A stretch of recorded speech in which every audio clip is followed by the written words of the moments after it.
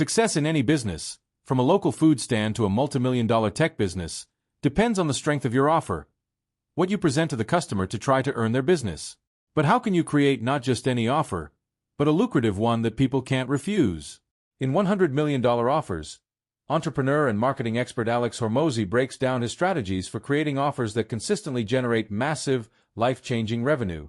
Hormozi is an entrepreneur and investor with experience both in scaling up his businesses and helping other entrepreneurs achieve their revenue goals.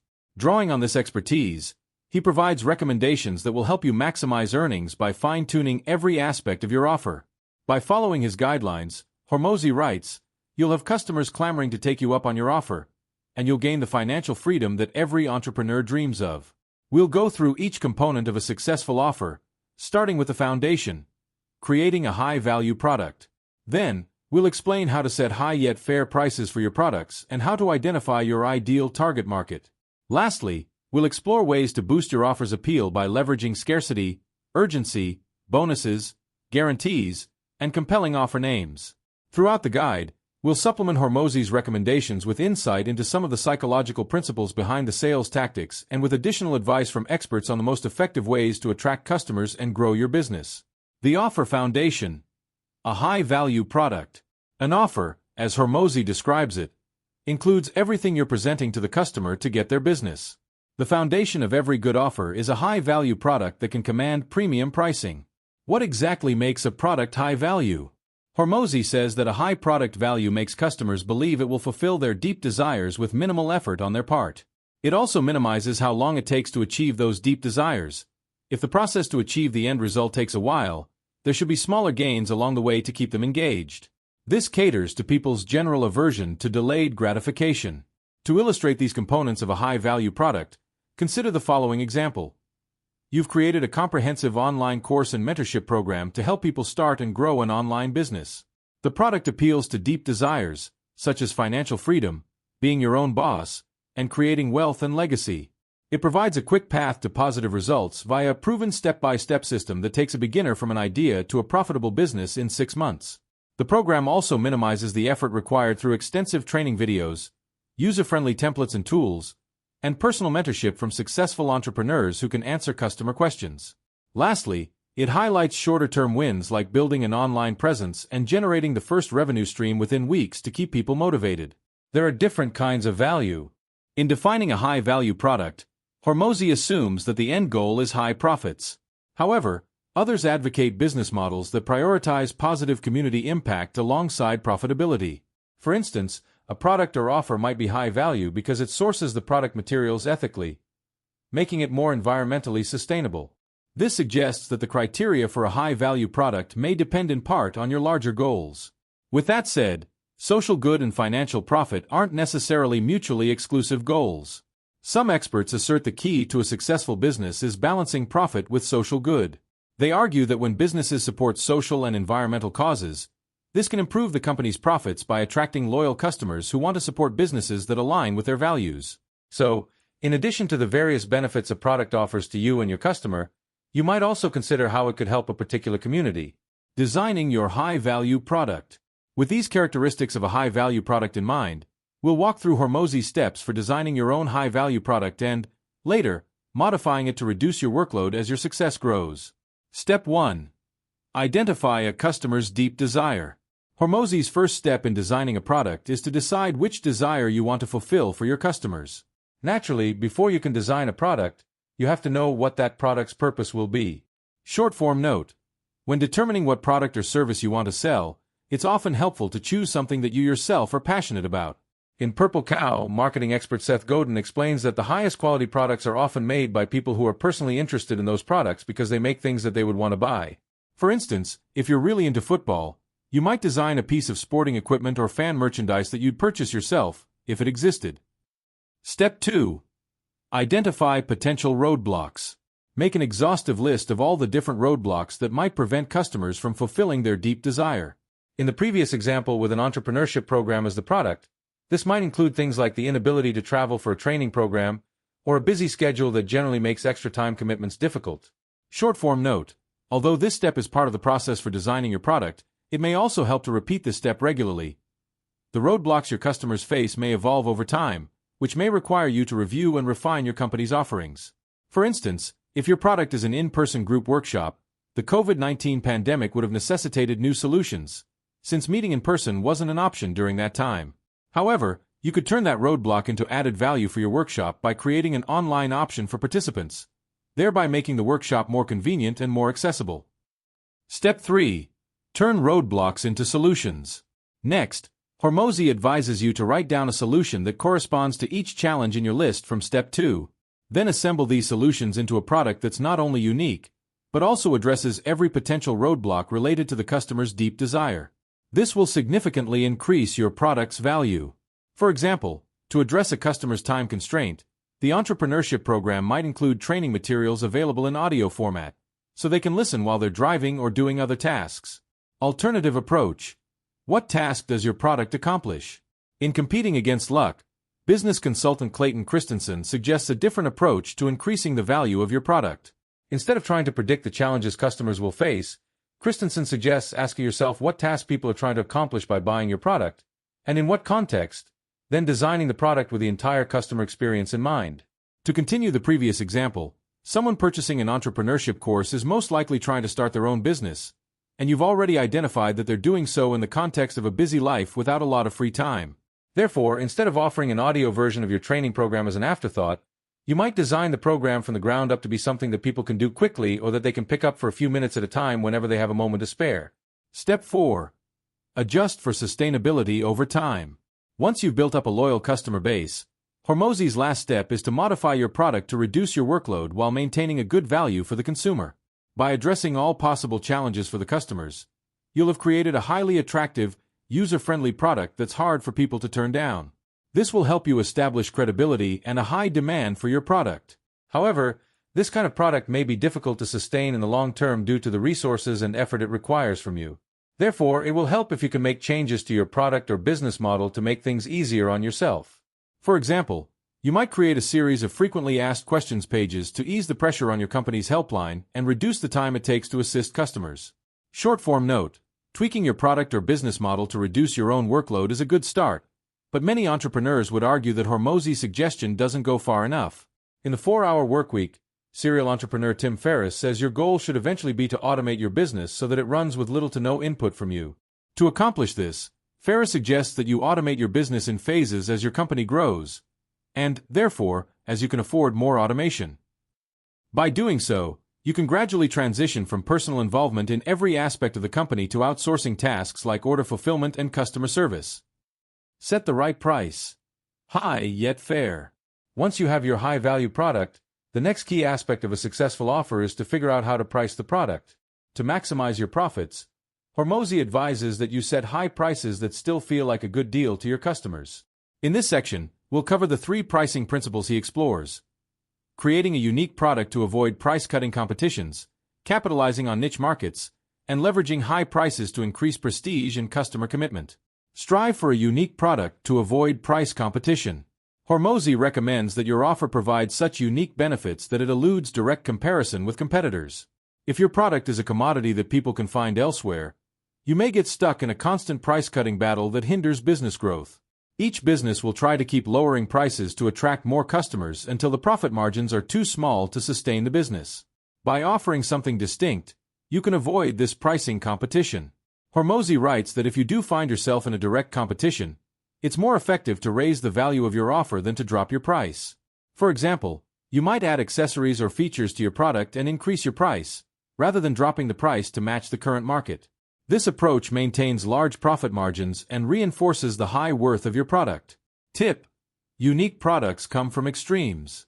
If your goal is to create something unique and remarkable, don't try to make something good, meaning a product with broad appeal that everyone will want to buy. As Seth Godin explains in Purple Cow, any good product you come up with almost certainly exists already. Instead, Godin encourages you to go the opposite direction. Brainstorm what extremes you could take your product to, regardless of how popular you think it will be. For example, a very spicy candy bar, an extreme flavor, won't be as popular as regular milk chocolate, but you won't have to compete with established brands like Hershey's.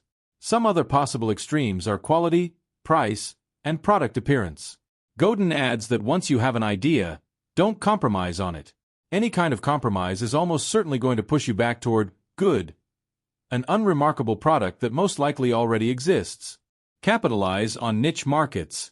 Hormozi also explains that specialized, niche products can command higher prices because they cater to specific needs. These items appear custom-fit, distinguishing them from generic alternatives. For example, rather than offering a generic prenatal vitamin, you could offer a more expensive line of customized prenatal vitamins and supplements specifically formulated for the parent based on their trimester, age, dietary restrictions, and individual nutritional deficiencies. Short-form note: seeking a market, even a small, niche one, where you won't face much competition is often called a blue ocean strategy, after the book of the same name by business professors W. Chan Kim and Rene Mauborgne. Kim and Mauborgne also provide a helpful method for checking how much competition your new product might face. They suggest making a line graph where the x-axis lists the various characteristics of your product, such as price and ease of use, and the y-axis represents how much emphasis the product places on each of those characteristics. Then, chart your product alongside similar products from your competitors. If your product closely matches with another product, then you're not targeting a unique niche and you'll face strong competition. Leverage pricing to increase prestige and customer commitment. Another key pricing principle that Hormozi emphasizes is that charging the highest prices in the market can bring a sense of prestige to your product, enhancing its appeal. When people see the high price, they're more likely to assume it's the highest quality option available. Moreover, a heftier price tag encourages customers to be more committed to your product, leading them to engage more deeply and consistently with it. This commitment is particularly important if your product requires customer participation, like using a new software or completing a fitness program, to achieve good results. In these cases, their participation not only benefits them, assuming they enjoy the product, but also enhances the perceived value of your product by increasing the chances they'll achieve the deep desire that your product promised. For example, if you offer a fitness app that's free or cheap, and the customer doesn't use it regularly, they're less likely to reach their fitness goals regardless of the app quality. This might leave a generally negative impression on the customer. On the other hand, if you sell someone an expensive fitness app, they'll be more motivated to use it consistently. As a result, they'll be more likely to reach their goals and to associate that achievement with your product. Short-form note: budget-friendly gyms like Planet Fitness have found success by taking the opposite tack on pricing. By offering low-cost memberships, these gyms make their services seem accessible to everyone. They remove the air of prestige associated with more expensive and exclusive gyms. However, this business model capitalizes on people's good intentions and initial motivation while counting on the fact that many members will rarely, if ever, actually use the facilities. The low price point ensures a steady stream of income from a large member base, while the lack of commitment keeps overhead costs low because people aren't using their buildings or their equipment. Identify your ideal market. To successfully create a lucrative offer, you must choose the right market. One where your ability to meet your customers' needs, your customers' ability to afford your product, and growing demand for your product intersect. In this section, we'll explore Hormozi's recommendations for finding an ideal target market. We'll also explain why it's better to commit to one market and stick with it, rather than shifting your focus. Tap into existing and growing needs. The first recommendation is to search for customers who already have a pressing need for your product. Hormozi explains that this kind of customer will be more inclined to pay higher prices to address their deep desires. To find customers with an existing need, you might direct your marketing efforts toward those who have already shown an interest similar to what your product offers. For example, you could target individuals who have subscriptions for other services related to your product or memberships in relevant trade groups. Hormozi also recommends that you opt for a market that's currently expanding, meaning more and more people have a need for your product. An expanding market suggests a sustainable and increasing demand for your product, ensuring that your business has room to grow. Choosing a shrinking market, like selling new film cameras, will make sales more challenging as the market trends toward digital photography. Tip: beware of growing pains in business. In The Voltage Effect, economist John List provides several warning signs that a particular market will not scale well, and therefore is not a good choice for your new business. A niche market lacking broad appeal. Even if a product is popular with its original audience, that doesn't mean it will appeal to the general public. In such a case, your business won't be able to grow effectively. For example, Google Glass, Google's attempt at smart glasses, may have been exciting to tech enthusiasts and some businesses, but most people were turned off by the high price tag and privacy concerns. Consequences of scale. Ideas and products that are successful on a small scale often encounter problems on a larger scale. For example, adding a small amount of lead to gasoline improves engine performance. However, when used on a large scale, the toxic emissions caused physical and mental health problems for people all over the world. This eventually led to a worldwide ban on leaded gasoline. Costs increase faster than profits. Generally speaking, as you manufacture more of a product, the cost per unit decreases or remains the same. However, that's not always the case, which can create enormous budget problems as your business grows. For instance, this problem is especially common with companies that try to move to cloud computing. The more cloud storage and processing your company uses, the more your costs will increase, often far in excess of what you predicted. Commit long-term. Hormozi points out that understanding your market takes time. Therefore, rather than frequently shifting focus and wasting time getting to know new markets over and over again, commit to just one market and strive to understand it deeply. Mastery of your chosen market can lay a strong foundation for sustained success by steadily building a base of loyal, paying customers. Short-form note: while devoting your energy to learning and mastering one particular market is a reasonable approach, not everyone agrees with it. For instance, in How to Get Rich, self-made millionaire Felix Dennis argues that you should not focus too much on any one particular market or industry, and instead be ready to seize any new opportunity that arises. In fact, many companies that are highly successful today have followed Dennis's approach. For example, Nintendo, now famous for its massive video game franchises like Super Mario Bros., started out manufacturing playing cards. Maximize the offer's appeal. Now that we've covered the basic elements of a successful offer, we'll cover Hormozi's advice for maximizing its appeal to customers. To do so, you'll leverage a few psychological tools that make it harder for customers to turn your offer down. These include creating a sense of scarcity and urgency, using bonuses to increase the product value, offering guarantees to lower the buyer's risk, and choosing compelling product names. Psychological Strategy 1. Increase demand through scarcity.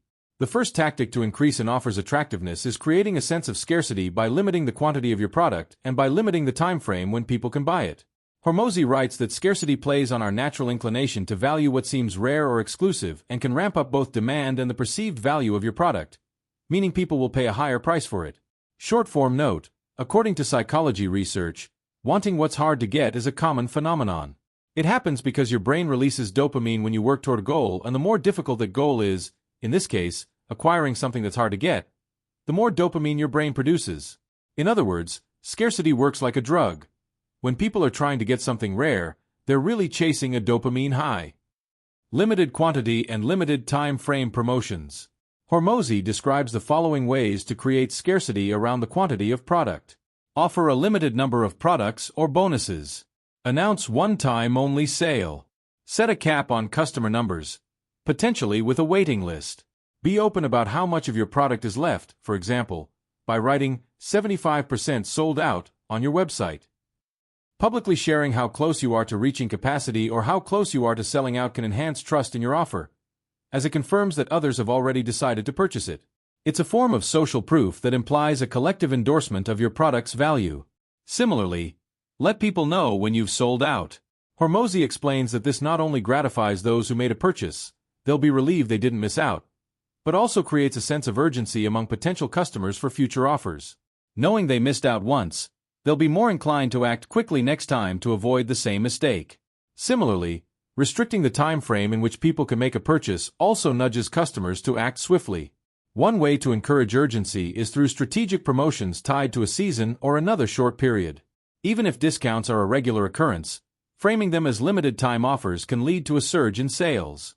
For example, you might offer a new moon sale, for one day only, every month.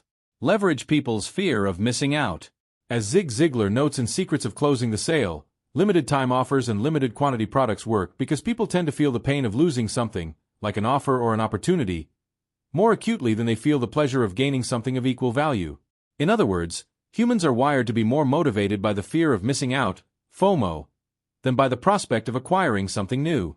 Marketers and businesses exploit this quirk by creating artificial scarcity through time-limited deals or restricted product quantities. When consumers perceive that an opportunity is fleeting or that a product might become unavailable, it triggers a sense of urgency and potential loss. FOMO often overrides rational decision-making processes, prompting people to act quickly to avoid the imagined loss. As a result, Limited offers can be highly effective in driving sales and encouraging immediate action from customers who might otherwise delay or forego a purchase. The exploding offer strategy. According to Hormozi, you can also create urgency by framing your offer as an exploding opportunity, one that diminishes in value over time. For example, you might offer discounts on a wedding planning service if the customer books very far in advance, with prices increasing over time. Or you might offer an investment opportunity in a promising company where the initial cost to buy stock is far lower than the anticipated future value, but only if you invest early. By emphasizing the potential for benefits to decrease over time, you encourage customers to jump on the deal before it's too late. Short-form note: this tactic of making an offer that decreases in value over time takes advantage of a psychological quirk that causes people to confuse urgency with importance. Business consultant Stephen Covey notes this mental pitfall in First Things First. Although Covey teaches readers how to avoid this tendency, while Hormozi is urging you to leverage it to make more sales. In short, if something is time-sensitive, meaning that it needs to be done during a certain time frame or not at all, people are more likely to do it because they confuse "must be done now" with "must be done." Psychological strategy 2. Bonuses and strategic timing. In addition to scarcity and urgency, bonuses, extra items or services presented as free, can significantly enhance the attractiveness of your offer. The key is to increase the price of your product so that you can add extra items and frame them as free to the customer. This makes the customer feel like they're getting an exceptional deal. For example, you might say, "At no additional cost, we'll give you 5 accessories to go with your new gadget." This offer appears more generous than the gadget alone, even if you've already factored in the price for those bonus items. If you add bonuses one after another to your original offer, the deal becomes increasingly irresistible. The timing of when you reveal bonuses can also impact their effectiveness. Hormozi recommends that you offer bonuses after you pitch a product by itself. Start by presenting the main offer, and if the customer decides to purchase it, offering them a bonus afterward will be a pleasant surprise that adds value. If they're hesitant initially, and then you offer the bonus, this can tip the scales in your favor. By offering an unexpected extra gift, you create a sense of obligation. The customer will want to repay your apparent generosity by accepting the new offer. Create a perceived value, then exceed it. This strategy works by leveraging the psychological principle of perceived value to create a compelling proposition for customers. When you first set a price for a product, it establishes an anchor point in the customer's mind, effectively defining how much they believe that item is worth. This initial valuation then becomes the baseline against which any additional offerings are measured. So, by then adding extra products or services at no additional cost, often called bundling, you increase the perceived value without changing the price. Since the customer's perception of the original product's worth remains tied to the initial price point, these bonus items are seen as pure added value. This strategy effectively amplifies the perceived benefit-to-cost ratio in the customer's mind, making them feel as though they're getting significantly more value for their money. Psychological strategy 3. Build confidence with guarantees. The next strategy to increase the psychological appeal of your offer is using guarantees. Hormozi says that by offering a guarantee, you're shifting risk from the customer to yourself, which can lower their resistance to making the purchase. It also demonstrates your confidence in your product. It's a way of saying, "We believe in our product so much, we're willing to back it up." This level of confidence can be infectious and drive more customers to commit to a purchase. Guarantees should be clear about the conditions, including the time frame and the form of compensation, such as a full refund, partial credit, or an extended period of free service if the initial offering doesn't meet their needs. Hormozi further explains that there are several variations of guarantees you can offer, including the following. Unconditional guarantees. These provide a straightforward promise, like satisfaction or your money back within a specific period. Conditional guarantees. These depend on the customer meeting certain criteria or actions. For example, you might only offer a refund if a client isn't satisfied after attending all the sessions in the program you offer. Outcome-based guarantees. These are tied to the customer achieving some result from your product. For example, you might provide consulting services and instead of charging upfront, take a commission once the customer achieves the desired outcome, like landing new clients. Guarantees put your skin in the game. Guarantees like Hormozi describes here can be seen as a practical application of skin in the game, as popularized by risk analyst Nassim Nicholas Taleb. By offering such guarantees, you are effectively putting yourself on the line, and thereby aligning your interests more closely with those of your customers. This self-imposed risk creates a powerful incentive to ensure the quality of your products and services, as any failure to meet customer expectations could result in financial losses for you through refunds or repairs. This alignment of interests exemplifies Taleb's principle that decision-makers should have personal stakes in the outcomes of their choices. In this case, while you should profit if your products are good, Taleb would argue that you should also face consequences if your products are not of good quality. Having skin in the game, in this way, motivates you to be more diligent in your quality control, customer service, and overall product development, ultimately leading to better outcomes for both your business and your customers. Psychological Strategy 4. Create an intriguing offer name. The last strategy for increasing the psychological appeal of your product is to create a compelling offer name. A well-crafted name can not only capture attention but also clearly communicate the value and urgency of what you're selling. Hormozi describes 5 strategies for creating a good name. Create an attractive theme, target specific customers, appeal to deep desires, define the time frame, and evoke uniqueness. These correspond to what he calls the magic formula: magnet, avatar, goal, interval, and container word. He recommends using 3 to 5 of these to keep your offer name succinct and memorable. Let's explore each of these in more detail. Create an attractive theme. Make your offer more intriguing by coming up with a special occasion or a themed promotion, like a winter solstice sale. This provides a compelling reason for customers to engage with your offer. Target specific customers. This part of the name specifies what kind of customers your product is meant for. Tailor your offer's name to resonate with a particular demographic or interest group. A more local name tends to be successful. For example, you might advertise your lawn chairs and outdoor gear to Soccer Moms of Waterville. This specificity makes potential customers think that the offer is crafted just for them. Appeal to deep desires. Use words or phrases that evoke your targeted customers' deep desires. For example, you might include the phrase, effortless marketing, which directly speaks to the desire for a simple solution that will facilitate the customer's business success. Define the time frame. Be specific about the time frame associated with the offer, how long the offer will be available, or how soon the customer can expect results. For example, you might advertise a Memorial Day weekend sale, or include the phrase, double your clients in 6 months. Evoke uniqueness. Choose a term that encapsulates how unique your bundle of services or products is and suggests that what you're offering isn't just another commodity. Exciting words like booster or revolution can convey the transformative nature of your offer. Combining a few of these elements will lead to compelling offer names such as 10K Club, High-Ticket Client Accelerator, Luxury Valentine's Escape for Newlyweds, or 72-Hour Black Friday Cyber Blitz. Tip: tell a story with your product. While an interesting name is a good way to attract customer attention, some experts would argue that it's only a start and that the way to really catch people's interest is to tell them a story. In All Marketers Are Liars, marketer Seth Godin argues that traditional marketing, like commercials, slogans, and jingles, is outdated. He instead emphasizes the importance of storytelling in marketing, asserting that good marketing involves spreading ideas through compelling narratives that resonate with consumers across various fields like product marketing, dating, politics, and job hunting.